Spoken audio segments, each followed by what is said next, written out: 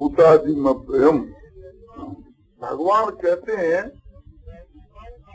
कि देवी संपदा को आश्रय करने वाले या देवी संपदा को अपने जीवन के मां ढालने वाले ऐसे देवी संपदा जो महात्मा जन है वे अनन्य मन से मुझको भरते हैं। महात्मा तू मांग पार्थ, हे पार्थ, महात्मा गण जो है देवी संपदा को आश्रय करने वाले महात्मा गण है, महात्मा जन है, वे एक प्रकार से अनन्य मन से मुझको भजे। भूतों का आदि और अविनाशी जान के, तो इससे ये बात सिद्ध हो जाती है कि एक प्रकार से हमारे लिए काफी सामान है, इसके लिए हमको चिंता करने की जरूरत नहीं है। संसार के बीच के मां समझो कि महात्मा किसको मिलता है कि जो महात्मा को चाहता है उसको ही महात्मा मिल जाता है। महात्माओं की कमी नहीं, इस नीति से कमी नहीं कि श्रद्धा की कमी है। श्रद्धालु को तो महात्मा मिल ही जाता है, तो श्रद्धा होनी चाहिए हमारे हृदय के बीच के मां। दूसरी बात यह है कि शास्त्र जो है एक प्रकार से उसके द्वारा जो बात कही गई है वो भगवान की बात है। तीसरी बात यह है कि हमारे यदि विश्वास हो तो वे भगवान हमारे हृदय के मां विराजमान हो रहे हैं और हर एक बात के लिए हम उससे पूछ सकते हैं और वे हमारे को सलाह दे सकते हैं। तो इसके लिए कोई कमी की बात नहीं है। इसलिए हम लोगों को एक प्रकार से भगवान की आज्ञा के अनुसार चलना चाहिए। उस समय के बीच के मां भगवान थे, अर्जुन को जब उपदेश दिया तब भगवान थे और अब भगवान नहीं है, ऐसी बात नहीं है। भगवान तो सदा सर्वदा ही मौजूद है और ऐसा कोई स्थान नहीं है कि जहाँ भगवान न हो, ऐसा कोई काल नहीं है कि जिस काल के माँ भगवान न हो। भगवान सब देश के माँ और सब काल के माँ सदा ही विराजमान होकर के रहते हैं। केवल हमारे विश्वास की कमी है, श्रद्धा की कमी है। जिसकी आत्मा में श्रद्धा और विश्वास है उसके लिए भगवान सदा सर्वदा सब समय के बीच में सब जगह मौजूद है। इस बात को ध्यान में रख कर करके और हमको भगवान की आज्ञा का पालन करना चाहिए। भगवान की यही आज्ञा है। तुम भगवान कहते हैं कि मैं सारे भूत प्राणियों के मां व्यापक हूँ। इस सारे भूत प्राणियों का समझो कि उपादान कारण भी मैं हूँ और निमित्त कारण भी मैं हूँ। उपादान कारण और निमित्त कारण का क्या भेद है कि जैसे सोने के आभूषण हैं, उन आभूषणों को बनाने वाला जो है सोनार, वो तो है निमित्त कारण और वो सोना जो है वो है उपादान कारण। उस उपादान कारण कोई नैयायिक जो है समझो कि समवाय कारण कहते हैं। तो समवाय कारण कह दो, उपादान कारण कह दो, बात एक ही है। तो भगवान का ये कहना है कि संसार के रूप के बीच के मां मैं हूँ। यह जो संसार जड़ चेतन रूप दिख है और चेतन के मां भी जो चर और अचर जो भेद दिख रहा है, ये सब मैं हूँ। मेरे से कोई अलग कोई वस्तु नहीं है। इस वास्ते भगवान उपादान कारण हुए और भगवान कहते इसकी रचना भी मन ही की है, इस वास्ते उसके निमित्त कारण हुए। तो इस वास्ते भगवान ही तो इसके उपादान कारण है और भगवान इसके निमित्त कारण है। इसलिए आप संसार तो भगवान को ही स्वरूप है। मापक समझ करके और जो संसार की सेवा करता है वो भगवान की सेवा करता है। यह बात समझाई गई है गीता की 18 के 46 के श्लोक में, यत प्रवृत्ति भूतानाम येन सर्वमिदं ततम् स्वकर्मणा संहर्ष्य विदति मान है। जिस परमात्मा से यह संसार उत्पन्न हुई है, जो परमात्मा इस संसार के मान व्यापक है, उस परमात्मा को अपने कर्मों के द्वारा पूज कर करके और मनुष्य परम गति को प्राप्त हो जाता है। इस बात को ध्यान में रख कर करके और सबको नारायण का स्वरूप समझ करके हमको सबकी सेवा करनी चाहिए, सत्कार करना चाहिए। सबकी जो सेवा करना, सत्कार करना, आदर करना, यही उन सब की पूजा है। तो यह बात बहुत ही एक प्रकार से हम लोगों के लिए सुगम है। इतनी सुगमता फिर हमारे लोगों को मिलनी मुश्किल है। पर तुम तो समझो कि मनुष्य का शरीर ही मिलना मुश्किल है, और मनुष्य का शरीर यदि मिल जावे तो एक हिंदुस्तान के माँ जन्म होना, माना इसे आर्य देश के माँ जिसको हम भारतवर्ष कहते हैं, इसके वहाँ जन्म होना जो या मुक्ति का ही एक प्रकार से केंद्र है, यहाँ जन्म होना कठिन है। और यहाँ यदि आर्य देश के वहाँ जन्म हो गया तो फिर हिंदू जाति के वहाँ जो सनातन जो हमारा धर्म है उसके वहाँ जन्म होना बहुत ही तो मुश्किल है। और यदि सनातन धर्म के वहाँ जन्म भी हो गया तो इस प्रकार का दो अक्षरों का ज्ञान होना मुश्किल है। और ये सब पुस्तकों में थोड़ा ज्ञान भी हो जावे तो समझो कि अच्छे पुरुषों का संग होना मुश्किल है। तो ये सारी बात मिल करके भी यदि हम वंचित रह जाओ परमात्मा की प्राप्ति से तो फिर हमारे समान संसार के माँ समझो कि और मूर्ख कौन होगा। ये सब बातें ध्यान में जाकर के और अपना जल्दी से जल्दी लाभ उठाना चाहिए, क्योंकि शरीरों का कोई भरोसा नहीं है और हमारे पास में ऐसा किसी के पास में कोई ऐसा उपाय नहीं है आज मृत्यु प्राप्त हो जावे और हम कहें आज नहीं मरेंगे कल मरेंगे, ऐसा कोई भी हमारे पास उपाय नहीं है। आज ही मरना होगा तो ऐसी बात है और मृत्यु का कोई भरोसा नहीं है। तो फिर हमको एक प्रकार से खतरे के वहाँ क्यों रहना चाहिए, जोखिम के वहाँ क्यों जाना चाहिए, जोखिम उतार ही देनी चाहिए। जोखिम का उतारना यह है कि अब से लेकर के मरण तक हम भगवान को याद रखते हुए और भगवान की आज्ञा का पालन करें। ये सिद्धांत जो है समझो गीता का है और ये उपदेश भगवान अर्जुन के लिए दिया था। गीता की 8वें अध्याय के 7वें श्लोक में भगवान अर्जुन को कहते हैं कि तस्मा सर्वेषु कालेषु माम अनुसमर्युध्य च मय्यर्पित मनो बुद्धिर मामे अवश्य संशयम्। अर्जुन एक प्रकार से तू सब समय के माँ, इसलिए तू सब समय के माँ, इसलिए ये बात बतलाई है कि यम यम वापी समभावम प्रसन्ते कलेवरम संत में वेति कौनते सदा तद भाव भावित है।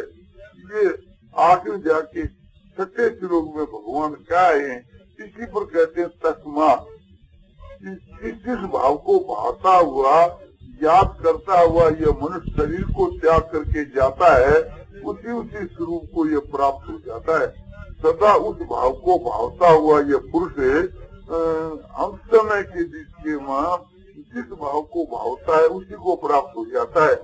ये भाव भगवान ने गीता में बताया है। इस वास्ते हे अर्जुन, शरीर का क्या भरोसा है कि किस समय इसके प्राण चले जावे, इस समय में हर समय में भगवान को याद रखना चाहिए। ये भगवान का आशय है। दूसरा ये कहना है कि जो सदा सर्वदा भगवान को याद रखता है उसको अंतकाल के माँ भगवान निश्चय याद आते हैं और अंतकाल के माँ भगवान को याद करता हुआ जाता है वो भगवान को ही प्राप्त होता है। इसके पूर्व के श्लोक के बीच के माँ साफ कहा है कि अंतकाले जमामेव समण मुक्त्वा कलेवरम ये प्रयाति समद भावम याति नाथ संशय। ये गीता की आखिरी जाता 5वां श्लोक है। इसका अभिप्राय यह है कि अंत समय के बीच के माँ भगवान कहते हैं कि अंत समय के बीच के माँ जो मेरा सम करता हुआ शरीर को त्याग करके जाता है वो मुझको ही प्राप्त होता है, इसमें कोई शंका की बात नहीं है।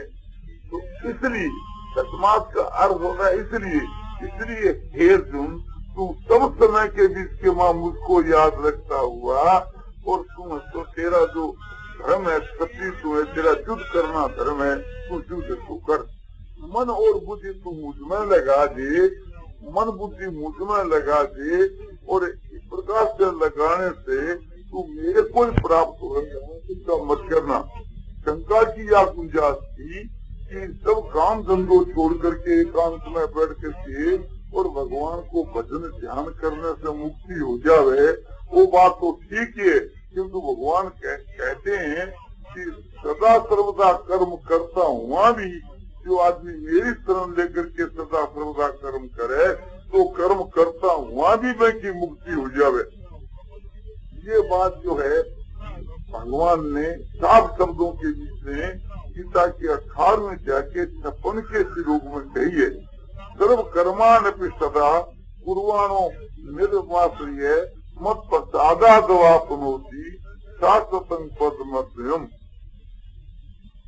भगवान कहते हैं कि अर्जुन सदा सर्वदा कर्म करता हुआ मनुष्य मेरी शरण लेकर के मेरो आश्रय लेकर के मुझको हर वक्त याद रखता हुआ मनुष्य, भगवान ने हर वक्त याद रखना है, ये को आश्रय लेना है। तो सब समय के माँ भगवान कहते मेरो आश्रय लेकर के और जो समझो सदा सर्वदा कर्म करता है वह मेरी कृपा से शाश्वत अविनाशी पद को प्राप्त हो जाता है। ये स्वयं भगवान है तो कहते हैं। इस लोक का आशय जो मैं आपको बताया कि अर्जुन के लिए भगवान ने कहा कि तस्मा सर्वेषु कालेषु मां मनुष्य युद्ध, तो अर्जुन है तो क्षत्रिय था, इसलिए उसको भगवान कहते हैं कि सब समय में मुझको याद रखता हुआ युद्ध कर। जो वैश्य भाई है उनको ये समझना चाहिए कि भगवान हमारे लिए कहते हैं कि एक प्रकार से तुम अपने वैश्य का जो कर्म है वो करो, क्योंकि वैश्य के लिए ये कर्म बतलाए हैं, कृषि गोरक्ष वाणी जम वैश्य कर्म स्वभाव जम। ये भगवान ने गीता की 18वें अध्याय के माँ मारिच के श्लोक के पूर्वार्ध में बतलाया है। उसी सब बातों को लक्ष्य में रख करके सब वर्णों का कर्म बतला करके और ये श्लोक आगे जाकर कहा कि ये प्रवृत्ति भूतानांगे सर्वमिदं तदं स्वकर्मार्थं वैश्य सिद्धिं विनति मानव। जिस परमात्मा माने इस संसार की परमात्मा से उत्पत्ति हुई है और परमात्मा इसके मां व्यापक है, ये समझ करके और कहना है भगवान का कि जो कोई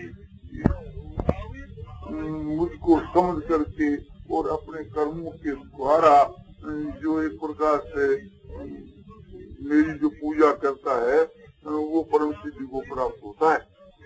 तो भगवान एक प्रकार से यही भाव दिख रहा है। इस भाव को ख्याल में रख करके हम लोगों को क्या करना चाहिए कि अपने अपने कर्मों के द्वारा भगवान की पूजा करनी चाहिए। और मय्यर्पित मनोबुद्धि, ये जो कहा कि मेरे में ही मन और बुद्धि जिन्होंने तुम अर्पण करते फिर मन ही प्राप्त होएगो।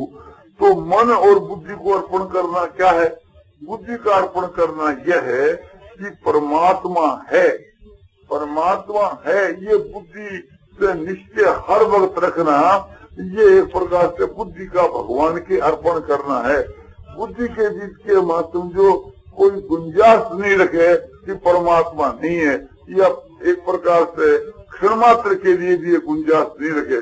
बुद्धि के बीच के मां सदा सर्वदा ये निश्चय अटल हो जावे, ये बात बुद्धि के मां एकदम निश्चय हो जावे कि भगवान है, परमात्मा है, इसमें कोई शंका नहीं है, कोई संशय नहीं है, तो उसके उद्धार में कोई संशय नहीं है। भगवान कहते हैं मन बुद्धि मेरे अर्पण करने के बाद में वो मुझको प्राप्त होता है, इसमें कोई शंका नहीं। मन को अर्पण करना क्या है कि बुद्धि के द्वारा जो बात अपने निश्चय कर दी है उसी के अनुसार भगवान का चिंतन करना, ये मन को भगवान के अर्पण करना है, भगवान का स्मरण करना, मन से भगवान का स्मरण करना। तस्मा सर्वेषु कालेषु मां मनुष्य समर, इस वास्ते हे तुम सब काल में तू मेरा स्मरण करे, यानी तू मुझको याद कर, याद रख।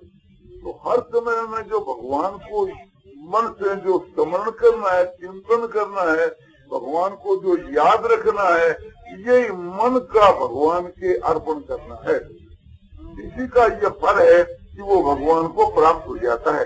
इस बात को ध्यान में रख करके और हर वक्त भगवान को याद रखना चाहिए कि मैं जो काम करता हूँ ये भगवान का काम है, मैं जो सेवा करता हूँ भगवान की सेवा करता हूँ, ये पदार्थ मात्र जो है तो भगवान को स्वरूप है, और ये जो चेष्टा हो रही है ये सब एक प्रकार से भगवान की लीला हो रही है, और मैं एक प्रकार से भगवान का सेवक हूँ, और भगवान हमारे स्वामी है, और उस स्वामी की इस रूप में मैं सेवा कर रहा हूँ।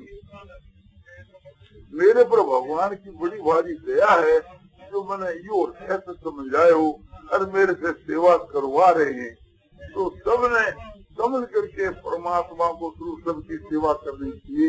इसकी कसौटी है कि जब इस प्रकार की हमारी भीतर की धारणा हो जाएगी तो फिर कोई लाभ हानि के बीच में हमको कोई सुख दुख नहीं होगा। जैसे कोई गुमास्ता किसी मालिक के यहाँ काम करता है तो उसे मालिक के जो नफा होता है या नुकसान होता है तो उसका मालिक ही मालिक है, उसका अपना कोई संबंध नहीं है, वो तो एक निमित्त मात्र है। इस वास्ते अपने को तो निमित्त मात्र समझ देवे और एक प्रकार से कि जो कुछ नफा नुकसान का संबंध भगवान के साथ है, तो न तो किसी में उसकी फिर आसक्ति रहती न किसी के वहाँ द्वेष होता, क्योंकि भगवान का गुमास्ता बनकर जो काम करता है वो बड़े उच्च कोटि का काम होता है। और जब तक उस काम को मैं मेरा समझ करके करूंगा तो उसके बीच के वहाँ राग द्वेष में गुंजाइश होगी, उसमें हर्ष शोक में गुंजाइश होगी। तो हर्ष शोक और राग द्वेष ये विकार है, तो वे पुरुष इस प्रकार से करते करते निर्विकार अवस्था में प्राप्त होकर के और उसको परमात्मा की प्राप्ति हो जाएगी। तो चाहे कोई अपना व्यक्तिगत काम हो एक प्रकार से तो वह दुकान भगवान की समझेगी, चाहे किसी संस्था के बीच में हम वेतनी काम करते हैं या समझो कि बिना वेतन दिए काम करते हैं, दोनों के लिए कोई फर्क की बात नहीं है।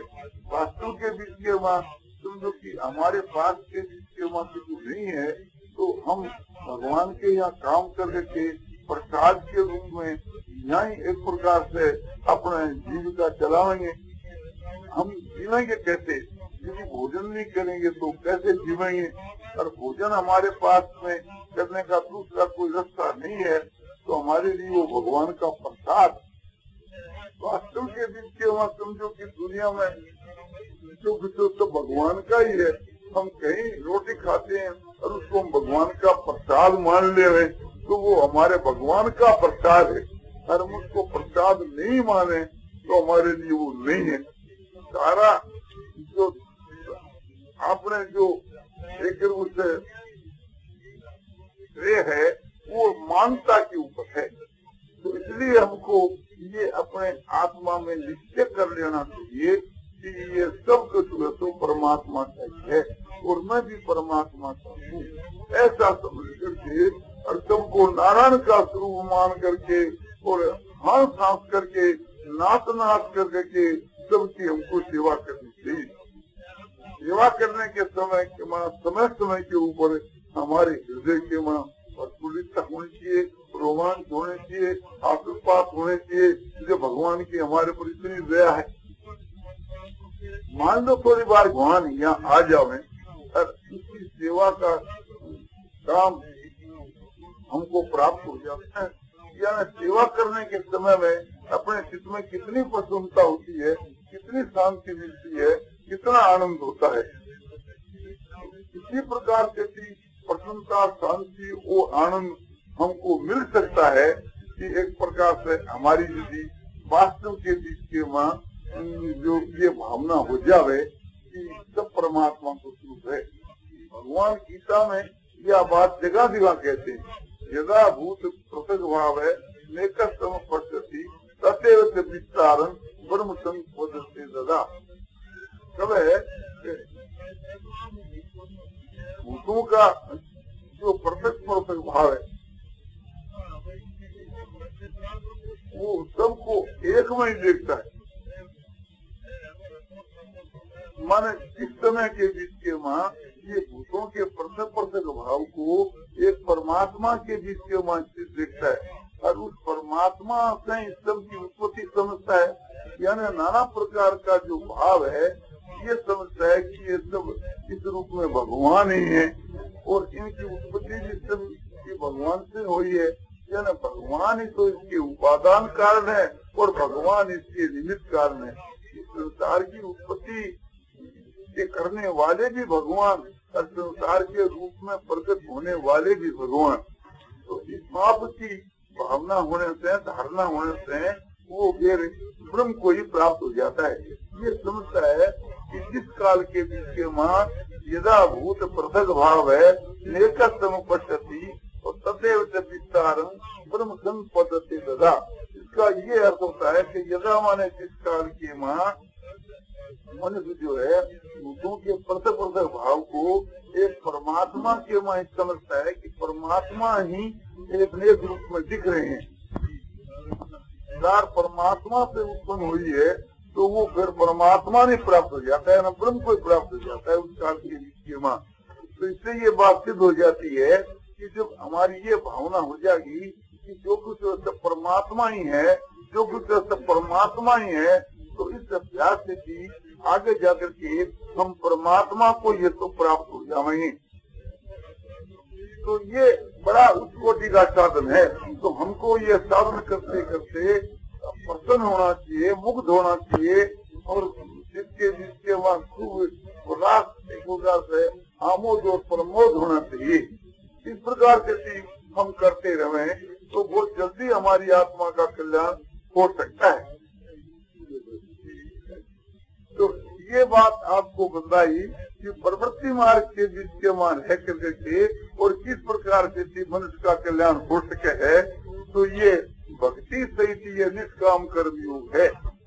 दूसरा जो प्रवृत्ति के बीच के मान निवृत्ति का जो मार्ग है, जैसे एकांत के बीच के मान जाकर करके और साधन की जो बात है वो उसके दो भेद हैं।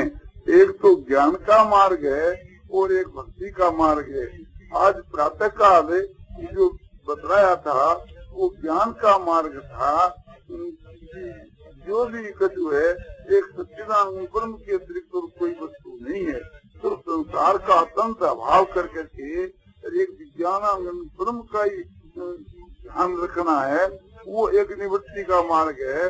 और दूसरा एक भक्ति का मार्ग है, भगवान की भक्ति करना, कि भगवान को अपना सेवक मान करके, अपना को सेवक मान करके उसका जप करना, ध्यान करना, मानसिक पूजा करना, नमस्कार करना आदि जो भक्ति के जो अंग बतलाए हैं उसके अनुसार साधन करना। उसका फल है भगवान के माँ अनन्य प्रेम होना।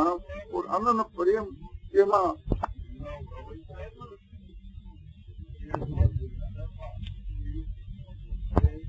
शास्त्रों के बीच के माँ बहुत से उपाय बतलाए, उनमें भगवान की भक्ति का भी एक साधन बतलाया है। वो भगवान की भक्ति का जो साधन है वो सभी शास्त्रों में और सभी वर्णों के बीच के माँ किया जा सकता है। और वो भक्ति का साधन व्यापार करते हुए, संसार में कार्य करते हुए भी मनुष्य कर सकता है और संसार के काम को छोड़ करके एकांत में जाकर के भी कर सकता है। तो एकांत के मां जाकर के मनुष्य को किस प्रकार से भी भगवान की भक्ति करनी चाहिए जिससे भगवान शीघ्र से शीघ्र प्राप्त हो जाए।